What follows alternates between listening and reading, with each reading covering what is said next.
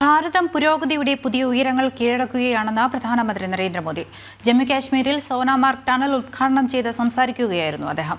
പ്രതികൂല കാലാവസ്ഥയിൽ ഗതാഗതം പൂർണ്ണമായും തടസ്സപ്പെടുന്ന ശ്രീനഗർ ലഡാക്ക് പാതയിൽ സോനാമാർഗ് ടണൽ യാഥാർത്ഥ്യമായത് സുരക്ഷാ വിനോദസഞ്ചാര മേഖലകൾക്ക് കൂടുതൽ കരുത്തു നൽകുമെന്നും പ്രധാനമന്ത്രി പറഞ്ഞു. മഞ്ഞുവീഴ്ചയുൾപ്പെടെ പ്രതികൂല കാലാവസ്ഥയിൽ ദിവസങ്ങളോളം ഗതാഗതം തടസ്സപ്പെടുന്ന ശ്രീനഗർ ലഡാക്ക് പാതയിലാണ് 2700 കോടി രൂപ ചെലവിൽ സോനാമാർഗ് ടണൽ നിർമ്മിച്ചത്. ഇസഡ്മോർ ടണൽ എന്നും അറിയപ്പെടുന്ന പാത തുറക്കുന്നതോടെ ശ്രീനഗറിനും കാർഗിലിനുമിടയിൽ എല്ലാ കാലാവസ്ഥയിലും ഗതാഗതം സാധ്യമാകും. ടണലിന്റെ ഉദ്ഘാടനം നിർവഹിച്ച പ്രധാനമന്ത്രി നരേന്ദ്രമോദി തുറന്ന ജീപ്പിൽ തുരങ്കത്തിലൂടെ സഞ്ചരിച്ചു. നിർമ്മാണ തൊഴിലാളികളുമായും അദ്ദേഹം കൂടിക്കാഴ്ച നടത്തി. സോനാമാർഗ് ടണൽ പൊതുജനങ്ങളുടെ സഞ്ചാരത്തിനൊപ്പം സുരക്ഷ, വാണിജ്യ, വ്യവസായം, വിനോദസഞ്ചാര മേഖലകൾക്ക് കരുത്തു പകരുന്നതാണെന്നും പൊതുസമ്മേളനത്തിൽ പ്രധാനമന്ത്രി പറഞ്ഞു. ഭാരതം പുരോഗതിയുടെ പുതിയ ഉയരങ്ങൾ കീഴടക്കി വികസിത രാജ്യമാകാനുള്ള യാത്രയിലാണ്.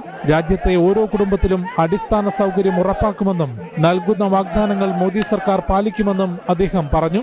यही तो नया जम्मू कश्मीर है।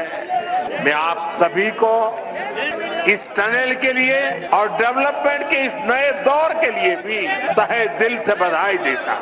साथियों, आज भारत तरक्की की नई बुलंदी की तरफ बढ़ चला है।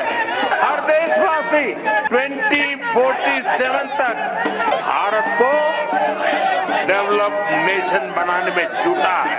ജമ്മു കശ്മീരിന് ഭീകരവാദത്തിന്റെ പേരിലല്ല, മറിച്ച് വിനോദസഞ്ചാരത്തിന്റെ പേരിൽ അറിയപ്പെട്ടു തുടങ്ങിയെന്ന് ലഫ്റ്റനന്റ് ഗവർണർ മനോജ് സിൻഹ ചടങ്ങിൽ പറഞ്ഞു. വികസിത ഭാരതത്തിന് അടിസ്ഥാന സൗകര്യ വികസനം അനിവാര്യമാണെന്നും റെക്കോർഡ് വേഗതയിലാണ് രാജ്യത്ത് റോഡ് നിർമ്മാണങ്ങൾ പൂർത്തിയാക്കുന്നതെന്നും കേന്ദ്രമന്ത്രി നിതിൻ ഗഡ്കരി വ്യക്തമാക്കി. മുഖ്യമന്ത്രി ഒമർ അബ്ദുള്ള, കേന്ദ്രമന്ത്രി ജിതേന്ദ്ര സിംഗ് തുടങ്ങിയവരും ചടങ്ങിൽ പങ്കെടുത്തു. ജനം, ഡൽഹി.